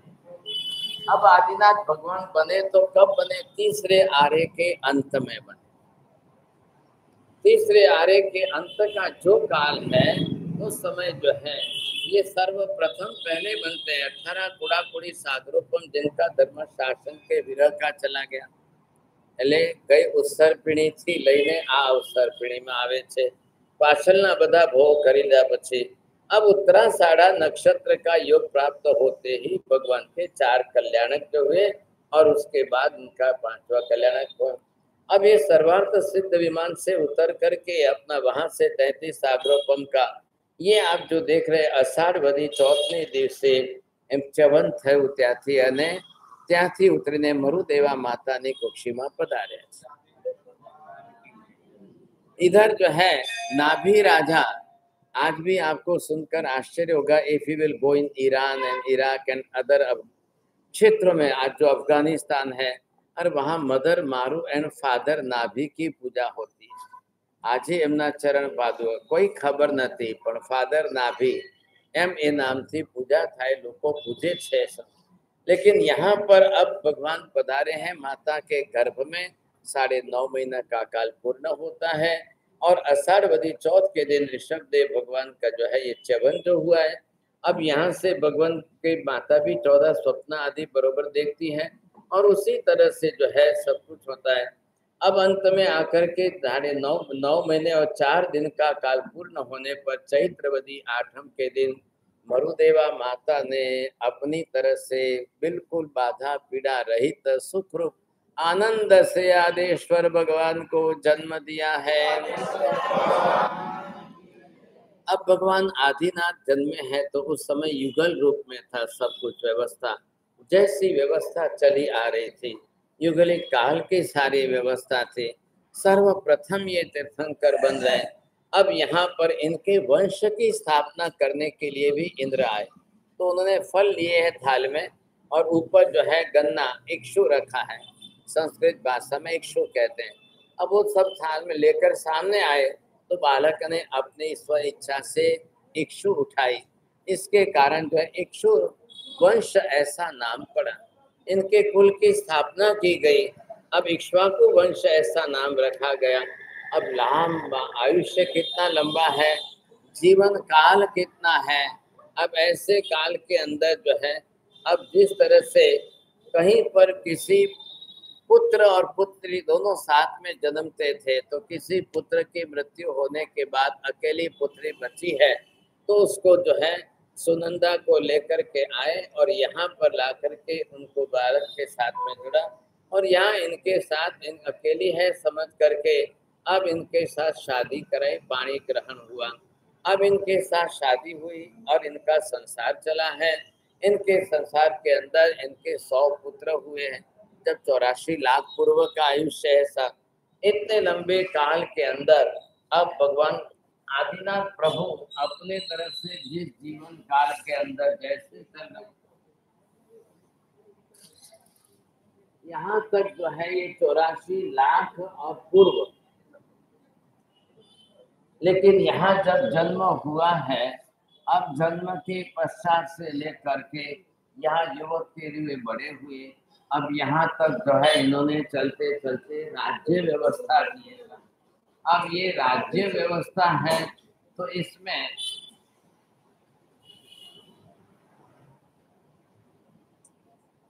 अब इनको यहाँ पर राजा बनाया गया है। अब किस तरह से कैसे करना, पिता नाभि राजा अपनी तरह से वृद्धावस्था में है, और उस समय में सबने कहा कि अब नए राजा, तो पहले ही जो है ऋषभ कुमार, नामकरण ऋषभ से रखा। अब इनको कैसे राजा बनाया जाए, तो राजा ने अपनी तरह से अपनी निवृत्ति बना करके अब इनको राजा के रूप में घोषित किया, और इंद्रादि महोत्सव करने, जब पहली बार है भगवान, सब कुछ कार्य यहाँ इंद्रादि देवता करेंगे। इंद्रादि ने आकर के इनका अभिषेक, राज्याभिषेक किया, नए वस्त्र पहनाए, आभूषण पहनाए, मुकुट वगैरह पहनाया, वीर वलय पहनाया, राजगादी पर बैठाया। तो ये युगलिक लोग थे, ये भी अभिषेक करने के निमित्त से आज घोषणा हो चुकी है राज्याभिषेक की। तो ये अपने नदी किनारे जा करके द्रोण के अंदर हाथ में ऐसे ही पानी लेकर के आए। अब लेकर तो आ गए, तो यहाँ आकर के देखे तो ये तो बहुत अच्छी तरह से बाबूसंग वस्त्र पहनकर सजे धजे। अब ये पानी हम कैसे डालेंगे, क्या करेंगे साथ। ऐसी स्थिति के अंदर उन्होंने देखा पैर का अंगूठा खुला है, जमीन पर पैर रखे हैं, तो उन्होंने अपनी तरफ से यही सोचा, जल भरी संपुट पत्र मां युगलिक नर पूजन। वो युगलिक काल के हैं, तो हाथ में जल भर करके लेके आए, ऋषभ चरुण अंगूठे। अब ऋषभ देव भगवान के चरण अंगूठे पर पूजा की। भाव क्या रखा है, दायक भव जल अन। भाव ये बनाया कि हमारा भव संसार नो अंत था, ये हेतु है। पहली बार जो है जिस तरह से उन्होंने अभिषेक किया, हम भी आज उसी तरह से पहले चरण अंगूठे से करते हैं, फिर मस्तक जाते। अब यहाँ पर इन्होंने किया तो इनको राजा बनाया। अब राजगादी पर बैठ करके ये सारी राज्य व्यवस्था कर। राजा का कार्य क्या है? जनता प्रजा का सबका जो है उनको सुख शांति से उनकी व्यवस्था कैसे करें। प्रजा में जनता में कोई दुखी नहीं रहना चाहिए, उनको सबको सुखी कैसे रखना है, ये सारी व्यवस्था बैठाई गई। अब इनका राज्य बहुत बड़े पैमाने पर चल रहा है ऐसा। लगभग क्या સુધી 83 लाख पूर्व संसार में बीते थे। अब पहले तो इनके 20 लाख बरस तो ये बीत गए सर। अब इसके बाद यहाँ युवक बनते हैं, अब यहाँ ये युवराज बनेंगे, अब ये राजा बनेंगे, तो लगभग समझ 63 लाख वर्ष पूर्व तक का काल राज्य व्यवस्था में गया। प्रजा को धर्म भी सिखाना है, जीवन शैली भी बदलनी है। अब उन्होंने अपनी तरफ से देखा कि जो अवसर्पिणी काल उतरता जा रहा है, तीसरा आ रहा, अब भाई साहब सब कुछ जो है घटता जा रहा है। उस काल के अंदर क्या था? 10 प्रकार के कल्प वृक्ष। कल्प वृक्षों के प्रभाव से आप जाओ कल्प वृक्षों के पास, जो चाहिए वो मांग लो, लेकर मिल जाए, खा लो, जीवन चला लो। अलग अलग प्रकार के, किसी से वस्त्र मिलता है, किसी से आहार पानी मिलता है, किसी से सोना चांदी दागिना मिलता है, किसी से कपड़े लत्ते, सब से सब मिल रहा है, कोई तकलीफ नहीं। जे જોઈએ તે मांगी लो, जे જોઈએ તે मली जैसे, ऐसी व्यवस्था बनी हुई है। लेकिन अब प्रभाव कम हो गया, अब प्रभाव घटने पर मिल नहीं रहा था। तो प्रजा के लिए क्या करना? अने जन्मथी मती श्रुत अवधि तरे ज्ञान वाला हाथी की अंबाड़ी पर बैठ करके निकले, लोगों को बोला ये मिट्टी लो, इसमें पानी डालो, घोलो और ऐसे ऐसे करके मिट्टी के बर्तन बनाओ। अब बर्तन बना दिया, पानी लेकर के गर्म करना है, कैसे करेंगे ऐसा? तो थोड़ी सी काष्ठ लेकर के अग्नि प्रकट की। पहली बार तो अग्नि जलाई, नहीं तो लोगों ने रसोड़ानी बात ज नथी, कहीं गर्म करवानी जरूरत ज नहीं, समझे कि नहीं। अब इन्होंने अग्नि प्रज्वलित की, उसके ऊपर बर्तन रख करके, आज कितने बरस बीत गए भाई साहब? एक कोड़ा कोड़ी सागरों पंप का मतलब लाखों अरबों खरबों वर्षों का काल बीतने के बाद भी आज भी ये कला है, आज भी मिट्टी के बर्तन बन रहे हैं। और आज भी लोग मिट्टी के बर्तन बन रहे हैं, तो मिट्टी के बर्तन में रसोई करनी चाहिए। जो गुण मिट्टी के बर्तन में है वो दूसरे में नहीं है। और भूल से एल्यूमिनियम तो टच ही मत करो, प्लास्टिक को टच मत करो, टपरवेयर तो भूल से टच नहीं करना है। घर में प्लास्टिक टपरवेयर कोई नहीं रखता, बहुत बढ़िया।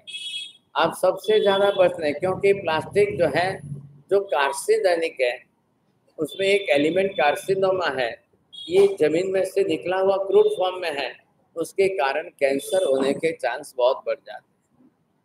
तो पहले उससे बचना है, समझे कि नहीं। ऐसी स्थिति के अंदर मिट्टी के बर्तन बनाए, फिर अनाज वगैरह लिया, अनाज कैसे उगाना, खेती एग्रीकल्चर की बात सिखाई। ये जीवन का मुख्य आधार हो गया, नहीं तो आप खाएंगे क्या? अब अनाज वगैरह पक गया तो कैसे पका के खाना है। आप कच्चा खाएंगे तो आपको परेशानी होगी। आज भी जो लोग नहीं समझते हैं, अमिल खाता नहीं, अंदर काची दाल पलाड़ी राखे પછી पानी पिए ने काची दाल खाई ने टेस्ट आवे छे जुदी जात, ये सबसे ज्यादा नुकसानकारक है। ऊपर से आपके लिए गैस वायु का प्रकोप बनेगा, हार्ट अटैक का कारण बन जाएगा। तो ये पहले समझने की कोशिश करिए, नहीं तो फिर वायु के प्रकोप से और बीमारियां आपकी बढ़ती जाएगी। अब इन बीमारियों से बचना बहुत जरूरी है, तो आप क्या करेंगे फिर? ऐसे ही बढ़ती जाएगी। एक तो वैसे ही आंबिल है, रुक्ष है, वैसे ही आपको गैस्ट्रिक प्रॉब्लम बढ़ने वाला है, और फिर आप ऐसा खाएंगे तो क्या होगा? इसलिए बचिए आप, टेस्ट की तो बात ही मत करिए आंबिल में।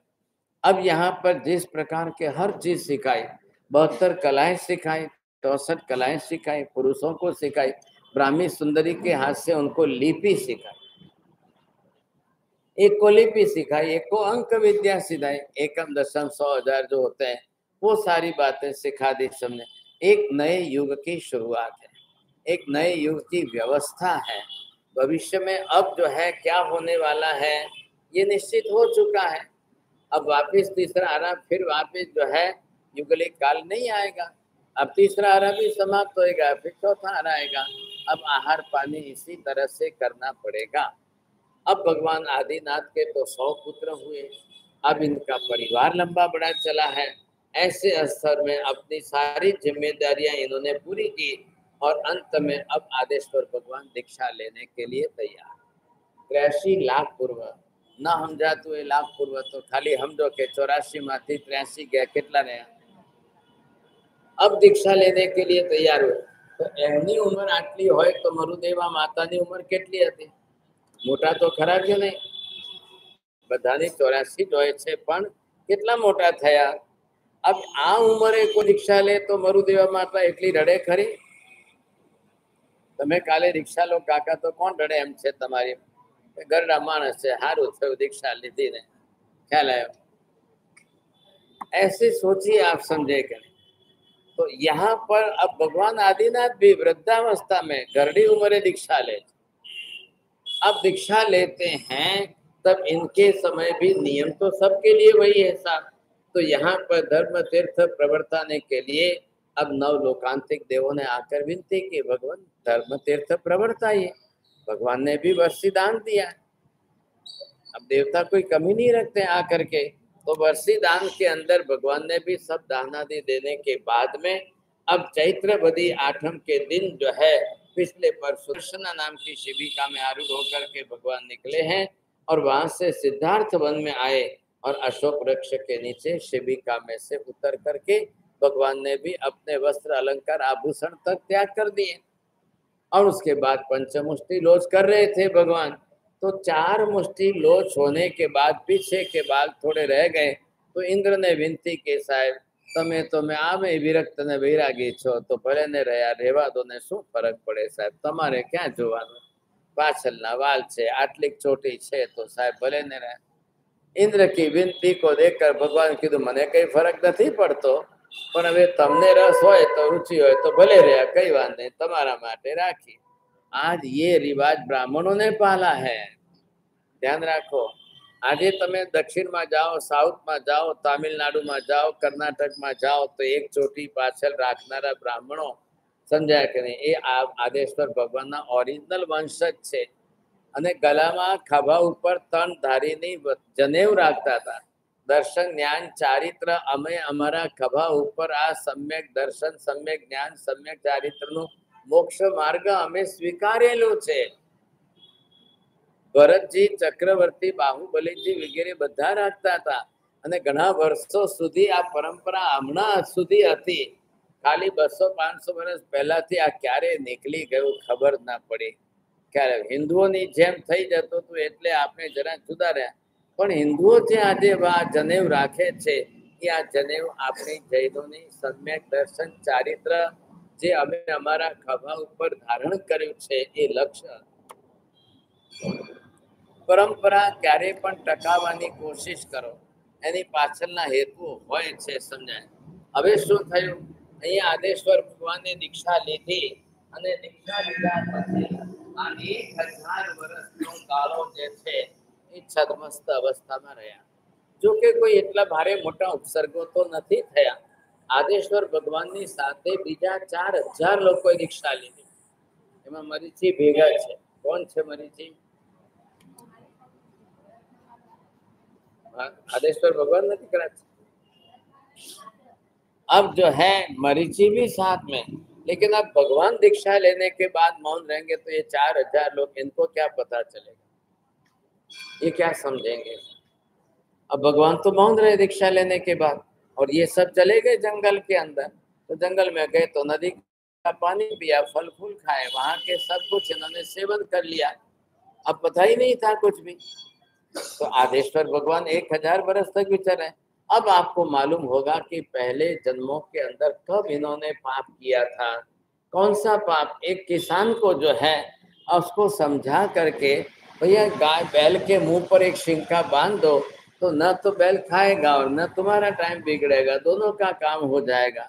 एक सलाह देने के लिए गए भाई साहब, सामने से बिना पूछे सलाह दी, ये उसका परिणाम कि इन्होंने कर्म बांध लिया। और वो भी कर्म कब, इतने लंबे जीवन काल में उदय में नहीं आया। संसार में उदय में आया होता तो बात ही अलग थी, लेकिन जब दीक्षा ली तब उदय में आया। तो वो भी उन्होंने कर लिया साहब। 1 बरस तक अपनी तरफ से आहार पानी का त्याग करके बिल्कुल 24 उपवास 400 उपवास जब तक हुए उनके, तब जाकर उस कर्म का हिसाब पूरा हुआ।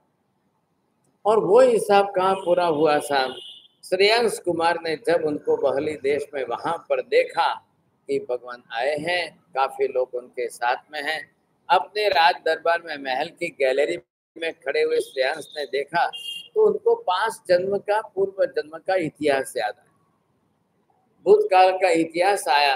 अब याद आते उसने सामने से आकर के भगवान को अपनी तरफ से, और योगानुयोग उस समय गन्ने के रस लेकर के एक भाई साहब जा रहे थे जिसको गुड़ बनाना था, तो वो गुड़ बनाने के लिए ले जा रहे थे, तो शुद्ध प्रासुक अब ये लेकर एक एक लेकर श्रेयांश ने विनती की, और भगवान ने पहली बार दोनों हाथ लेकर के ऐसे ग्रहण करके एक रस से पारणा कर लिया। अब ये पारणा किया है भगवान ने स्नान કર્યું છે કે પારણું કર્યું છે? तो તમે आदेश्वर भगवान ने नवरावी दो, भगवान ने पारनु કર્યું છે, आप ये स्नान कराने का कहाँ से लाए? अब गन्ने के रस की मिठास कितनी है, और जीव जीवा कीड़ी चींटी मकोड़े कितने होंगे भाई साहब। भगवान ने पारना किया। आप ये सोचते हो कि आखा तीज हालो भगवान ने नवड़ावता जाइए, तमने नवड़ावे बोलो 100 रस्ते तो आखा शरीर कीड़ी આવી जैसे। ऐसी स्थिति के अंदर यहाँ पर अब परमात्मा आदेश्वर भगवंत भी जो है जिस तरह से पारणा आदि किया 100 रस से, तो ये विशेषता थी कि यहाँ भगवंत सर्वप्रथम अपने आहार आदि से पारणा के बाद पंच दिव्य आदि प्रकट हुए सब कुछ। यहाँ भगवान आदेश्वर प्रभु जो है पश्चिम विदेह में वैद्य पुत्र बने, तब से जो है जीर्ण शेट्टी साहब से पिछले भवों से संबंध चल रहा था। अब ऋषभदेव प्रभु ने पारणा किया, तो यहाँ श्रेयांश कुमार और अक्षय तृतीया, अब उसके भाव भी कैसे थे, भगवान को पारणा कराने वाला श्रेयांश कुमार भी उसी भाव में मोक्ष में गया। हालांकि ये पिछले 6वें 9वें भाव से 6 मित्र साथ में चल रहे थे, तो ये कक्षा थी इनकी। तो यहाँ पर जो है जिस प्रकार से ये 6 मित्र साथ में थे, तो एक थे आदेश्वर भगवान, दूसरा भरत और तीसरा बाहुबली, चौथा ब्राह्मी और सुंदरी थे, और छठे श्रेयांश कुमार। यहाँ भगवान जो है एक अहोरात्र मात्र जो है 1000 वर्ष बीतने के बाद, अर्थात जो है 7वें शरद ऋतु के फागुन वदी एकादशी के दिन भगवान विनीता नगरी के पुरीमतल नाम के शाखा नगरी में सकट मुख उद्यान में प्रभु वहां पधारे। वटवृक्ष वड़नी नीचे जैसे 24 करके भगवान खड़े। उत्तराषाढ़ा नक्षत्र के अंदर चंद्र का योग प्राप्त होने का ऋषभ देव भगवान शुक्ल ध्यान की धारा में अपने चारों घाती कर्मों में पहले मोहनीय कर्म का क्षय किया, तब वितरागी बने, और फिर ज्ञानावरणी दर्शनावरणी अंतराय कर्म का क्षय होते केवल ज्ञान प्राप्त किया। अब आदेश्वर भगवान केवली सर्वज्ञ, सर्वप्रथम केवली, सर्वप्रथम दीक्षा लेकर साधु, इसलिए भगवान का नाम जो है प्रथम तीर्थंकर। जैसे मानतुंग श्री ने भक्तामर में भी यही लिखा है कि नहीं, तो वहां पर जो है तम प्रथमम जिनेन्द्रम, प्रथम जिनेन्द्र की कक्षा में ना। अब यहाँ पर क्या हुआ कि एक आदेश्वर भगवान को जैसे केवल ज्ञान हुआ, तो भरत चक्रवर्ती के वहां पर आयुधशाला में चक्र रत्न की उत्पत्ति भी हुई, और उसी समय माली समाचार देने आया कि आदेश्वर भगवान ने केवल ज्ञान थयु छे। अब दोनों कार्य एक साथ करने के लिए भरत जी कहाँ जाए, किस तरफ जाए? तो बोले चक्र रत्न उत्पन्न थयु, कोई थोड़ी पाछू जवानो छे। आदेश्वर भगवान को जब केवल ज्ञान हुआ है तो पहले मुझे वहीं जाना है। अब भरत जी सामने से आए और उन्होंने अपनी तरफ से जो है चक्र रत्न जिस तरह से, तो वहां पर आदेश्वर भगवान की देशता आदि सुनी है, और प्रभु की पूजा भक्ति उभय लोक में हितकारी है, ये सोच करके अब भगवान के केवल ज्ञान का महोत्सव किया। और देवता गण आए, उन्होंने भी आकर के अपनी तरह से केवल ज्ञान का कल्याणक महोत्सव मनाया। अब भरत जी ने घर आकर के मरुदेवा माता को कहा, माता जी चालो, તમે જેના નામે રોજ રડતા હતા, હવે આજે તમને લઈ જાઉં છું। अब हाथी की अंबाड़ी पर मरुदेवा माता को बैठा करके भरत जी चले हैं साहब। હવે ઉંમર કેટલી છે એમની, અને એવા સંજોગોની અંદર જ્યારે અહીંયાથી વિચાર કરો કે આ અહીંથી રથ લઈને રવાના થયા. આ કાળ માત્ર 2 ઘડીનો છે. 2 ઘડી એટલે કેટલી થઈ? હવે એમાંથી આ ભરતજી રવાના થયા અને મરુદેવા માતા પૂછે છે કે ભગવાનને અહીંયા જે કેવલ જ્ઞાન થયું છે तो एमना आवा शुद्ध वाजिंद्र क्या वाजे? अब देवता गण आए हैं. अब माता जी को थोड़ा आंख से कम दिखाई दे रहा था तो पूछ रहे हैं कि आवा सरस वाजिंद्र क्या वाजे छे, शू वाजे, शा वाजे? तब भरत जी बोल रहे हैं, माता जी ये तुम शुद्ध तनी ठकुराई, ये तो सब आपके बेटे की ठकुराई. तो माँ जी તમે તો રોજ કહેતા હતા ને ક્યાં ખાતો હશે ને ક્યાં પીતો હશે ને ગોટલી પાણીમાં શું થતું હશે ને શું મળતું હશે ને રોજ ચિંતા કરીને રડતા હતા અને આજુ હવે સાંભળો તમે કેવા વાજા વાગે છે. એ અપૂર્વ વાજા ક્યાં વાજે છે તાજા, આ તો અપૂર્વ વાજા છે. તો શું વાત છે, શું થયું? એટલે ભરતજીએ કીધું કે માતાજી તમારા પુત્રને કેવલ જ્ઞાન પ્રાપ્ત થયું છે, એ ભગવાન બન્યા છે, કેવલી છે. ચાલો તમે એમના દર્शनार्थे 8 दिन तक रोती रोती माँ ने जो पहले अपना पुत्र मोह था अब वो घटाया, वो घटा करके अब भगवान से विचार किया कि वाह भाई वाह, पुत्र ने जब केवल ज्ञान प्राप्त कर लिया, आ બધું જ મોહ જે છે નકામું છે. આત્મા નિત્ય છે, શરીર અનિત્ય છે. आत्मा त्रिकाल नित्य शाश्वत है, शरीर ने पंचायत करने क्या रड़वो. ऐसी स्थिति में यहाँ आते आते अब माता जी को केवल ज्ञान हो गया. अब ये समझिए कि 20 मिनट निकल गई. હવે 48 માંથી 20 ગયા પછી કેટલી રહી? હવે આ 28 મિનિટના ગાળાની અંદર અને અહીંયા જે છે એમનું આયુષ્ય બચ્યું છે આટલું. 28 મિનિટ આયુષ્ય બચ્યું છે. શું કરે? ઘરે જાય, વર્ષીદાન આપે, જન્મ પત્રિકા છપાવે, બધાને સ્વામી વાસલ ગોઠવે, ઓઘોમપતિ લેવા જાય, કપડાં લેવા જાય, પછી એને કેસરથી રંગવા જાય, હાથે મહેંદી લેવા જાય. 28 મિનિટમાં શું શું કરવાના છે? क्या करें? और हाथी तो चल रहा है, भरत जी चल रहा है. ऐसी स्थिति में अब मरुदेवा माता ने अपनी तरफ से तुरंत दृढ़ संकल्प करके करेली बनते उतर करके भाव दीक्षा उन्होंने नक्की कर ली. હવે કેવલી થયા પછી તો ખબર પડે કે નહીં, હવે કેટલું આયુષ્ય બાકી છે ન ખબર પડે.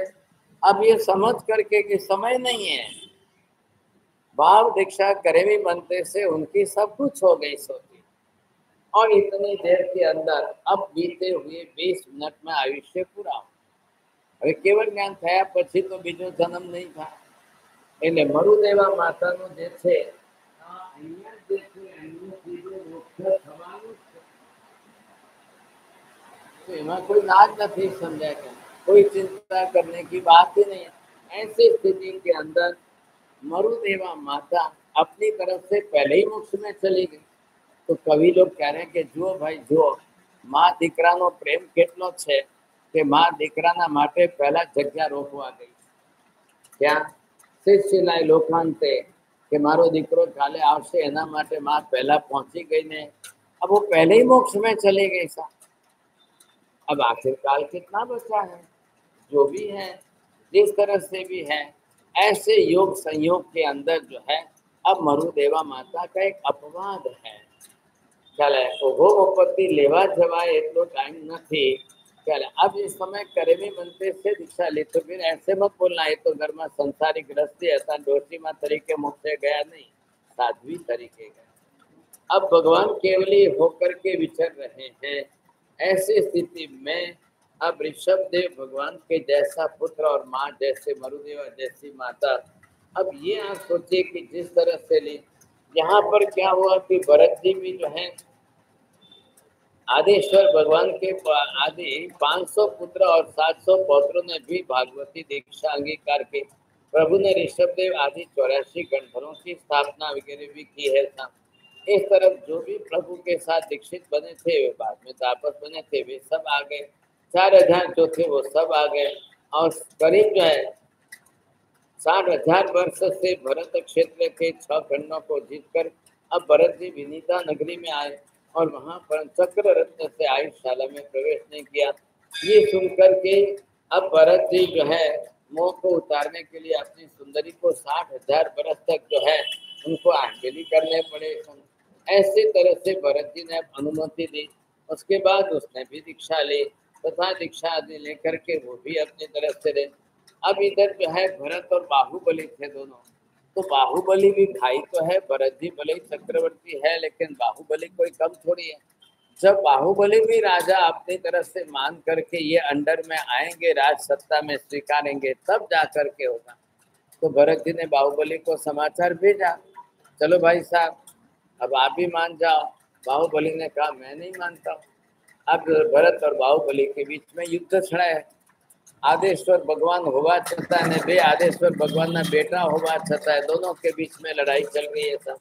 लेकिन फिर भी अब अपनी तरफ से इंद्र ने आकर दोनों को समझाया, आप इस तरह से वर्षों तक लड़ेंगे तो प्रजा और जनता और सेना ही मरेगी। क्या होगा, आप दो जने मिलकर 5 लड़ाई नक्की कर लो, उसमें जो जीते सो जीते। एक दूसरे को मुट्ठी मार के देखो, एक दूसरे को जो है शब्द से अट्टहास करके देखो। ऐसे भाषा में 5 युद्ध नक्की किए और ये 5 नक्की करके इन्होंने अपनी तरफ से लड़े।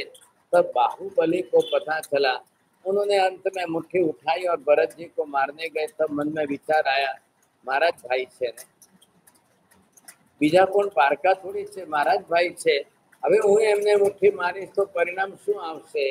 वो परिणाम जानते थे। उन्होंने नहीं मार के उस मुट्ठी से अपने सिर पर से बालों का लोट करके दीक्षा ले। अब दीक्षा तो ली लेकिन वो वहां पर अपान बोसरा में करके औसत में खड़े रहे। क्यों, जब तक मुझे केवल ज्ञान नहीं होगा तब तक मैं यहाँ से नहीं। अब ये अहंकार बीच में आ रहा था। अब जाए तो अपने से पहले सब भाइयों ने दीक्षा ली, उनको वंदन करना पड़े। इसके बजाय मैं पहले यहीं पर रह करके जो है केवल ज्ञान प्राप्त कर। तब यहाँ जो है इनको ब्राह्मी और सुंदरी को भेजी અને કહ્યું કે જાઓ તમે સમજાવીને આવો। दीक्षा लेवा छतांय जो તમે अहंकार राखशो तो પછી। तब ये दोनों आई और इन्होंने आकर के अपनी तरफ से मौन रहे कि नहीं, लेकिन अब बोलना क्या बोलना। वीरा मारा गज थकी उतरो, गज चढ़े केवल न होए। हे भाई, अब आप जो है इस अहंकार के आदि से नीचे उतरो तो कल्याण होगा, नहीं तो नहीं होगा। ये समझाया। अब समझा बुझा करके आखिर बाहुबली भी ये सुन करके समझ गए कि मैं किस हाथी पर बैठा हूँ, अहंकार के हाथी पर बैठा हूँ। ये सुन करके यहाँ सर्वप्रथम पहले ही पैर उठाते ही इनको केवल ज्ञान हुआ। अब जिस तरह से बाहुबली को भी केवल ज्ञान हो गया, भरत जी तो आरिसा भवन के अंदर अपने हाथ से बिटी गिरी तो उसको देखते ही उनको विचार आ गया, शरीर तो नाशवंत है, ये सब भौगोलिक पदार्थ नाशवंत। भरत जी को केवल ज्ञान हुआ, भरत जी के बेटों को केवल ज्ञान हुआ। ऐसा कोई परिवार है जिस परिवार के अंदर पिता, पिता के पुत्र, पुत्र के पुत्र, पौत्र, पूरे परिवार के सभी मोक्ष में जाए, ऐसा कोई परिवार शायद ही आपको कोई मिले। इस समय यहाँ पर अब भगवान आदिनाथ प्रभु अपनी तरफ से इतने वर्षों तक देशना आदि देते देते भगवान भी अंत में आते आते ऋषभदेव भगवान के 84 गणधर थे।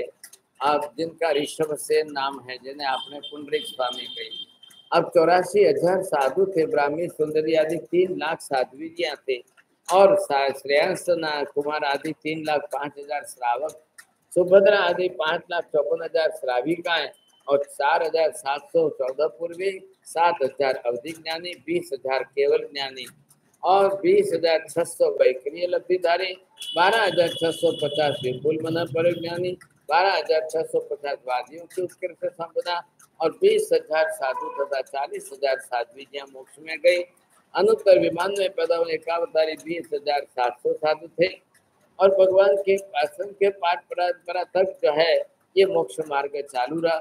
युगांतकृत भूमि से प्रभु के केवल ज्ञान के अंतर्मुहूर्त बाद मरुदेवा माता को मोक्ष हो गई और युगांत पर्यंतकृत भूमि 20 लाख प्रभु जो है कुमार अवस्था में रहे, 83 लाख पूर्व तक राज्यावस्था में, 83 लाख पूर्व तक गृहस्थ अवस्था में, 1,000 वर्ष छद्मस्थ अवस्था में, 1,000 वर्ष कम लाख पूर्व वर्ष तक केवली अवस्था में और 1 लाख पूर्व तक जो है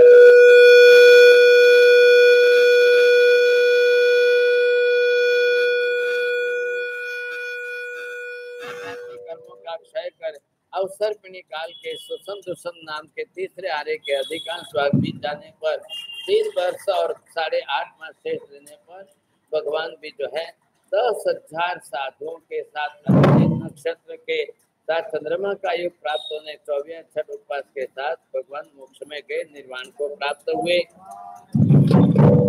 भगवान आदिनाथ निर्वाण प्राप्त हुए, सिंहासन कंपायमान हुआ और निर्वाण को जान करके वहां पर अग्रमहिषी तथा लोकपाल आदि परिवार के साथ कुछ काफी इंद्र आदि वगैरह आए और वहां पर जो है पहले उन्होंने अन्य 63 इंद्र ने भी आए और इंद्र की आज्ञा से भवनपति आदि चारों निकाय के देवता नंदन आदि गोष्ठी चंदन से लाए।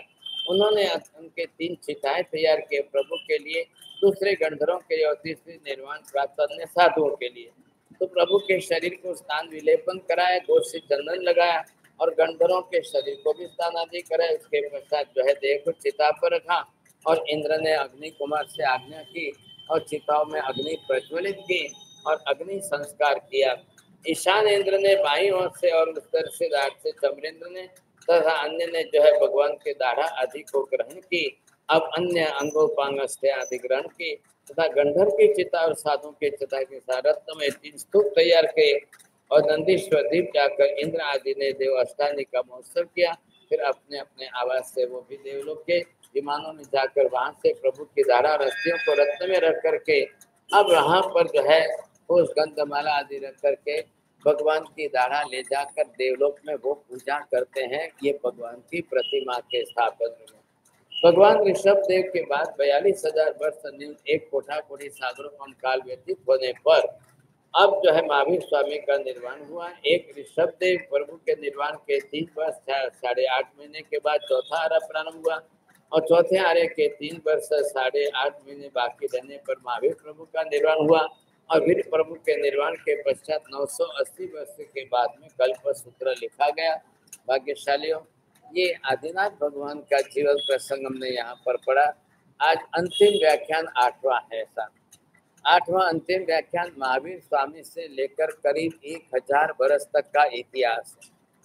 धर्म कैसे चला है, क्या क्या प्रसंग हुए, कौन बड़े महापुरुष हुए, उनके जीवन के प्रसंग हमको अब दोपहर को अच्छी तरह से समझने को मिल जाएगा। एक ही चांस है, कल से तो आप बोलेंगे तो भी संभावना नहीं है।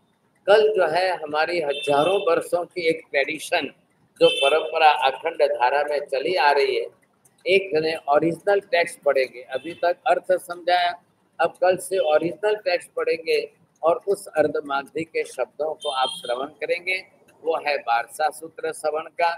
आप करीब करीब 7:15 बजे पधारिए और यहाँ पधारने के बाद आप अष्ट प्रकारी और सारी ज्ञान पूजा वगैरह कर लीजिए। 7:30 पौने 8 तक भी प्रारंभ हो जाए तो बहुत अच्छी बात है, क्योंकि 1250 श्लोक है तो समय तो लगता ही है। कल अंतिम दिन पर्युषण का संवत्सरी महापर्व है। आप सुबह में बारसा सूत्र श्रवण का लाभ मिलेगा। दोपहर को जो टाइम हुआ है 3 बजे समय पर आप जो है प्रतिक्रमण के लिए उपस्थित होने का रखिए। संवत्सरी महाप्रतिक्रमण और सबको थोड़ा समझ करके शांति से करना है तो पधारना, नहीं तो आप दूसरी जगह पर कहीं पर भी जा सकते हो। अगर आपको धीरज है तो बहुत अच्छी बात है कि आप समझ सकेंगे। भाई साहब, देखते देखते पर्युषण आए भी सही, पर्युषण भी आराधना भी हुई और पर्युषण कल पूरे भी हो जाएंगे। सचकांड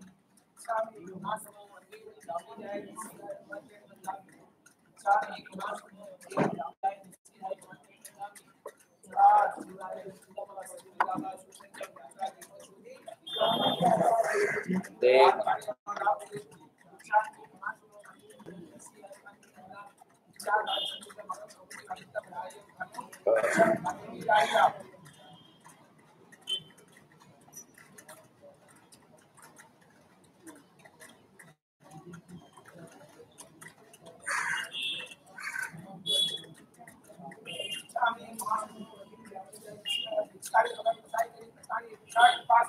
सूर्योगे छठ अवतमस्काय सूर्योगे अवतमस्काय दिव्यम प्यारम तवेम प्यारम संसाग्न वाटेम समस्तनम पारहार पोर्षि साठ पोर्षि सूर्योगे वर्ण सागम समस्त जाएगा। पण स लेवण च बहुलेण वा ससिद्धन वा सिद्धन वा वो सिरे आंबे लेकास्ता में ता गए सरे तुम गार सेम बोर सेम सार बोर सेम सरे के परमंत्री संबत काय और गए सरे जबे प्यारम तेम प्यारम संसा गणम जन्म सब संदाय गणम आयम बिलम पचका बिगौ सागम लेवालेम गयो तो सुखे तोण जीवन सब संदाय गणम एगा समय संबत काय दिव्यम प्यारम संगम सागम नाउ तुम गुरु पठान वाली सब संदाय गणम पानस लेवन से बहुलेन वा ससिद्धन वा सिद्धन वा वो सिरे सर्वमंगल मांगल्यम सर्वकल्याणकारणं पुरीमचरिमाणगपो मंगलम वर्धमान तीर्थम मे यह परिकया जिन गणहराय तेरावली चरितम।